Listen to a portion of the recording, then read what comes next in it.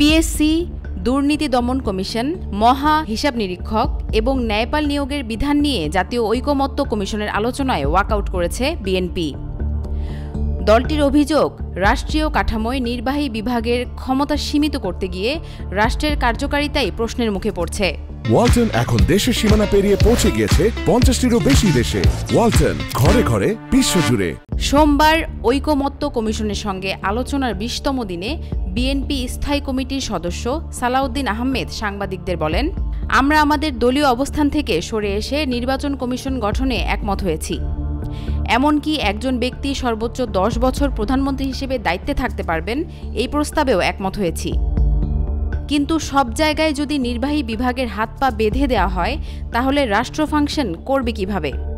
ঐকমত্য আলোচনায় সোমবারের আলোচ্য বিষয় ছিল সরকারি কর্ম কমিশন, দুদক, মহা হিসাব নিরীক্ষক ও ন্যায়পাল নিয়োগের বিধান এবং নারী প্রতিনিধিত্ব নিশ্চিত করার বিষয়টি।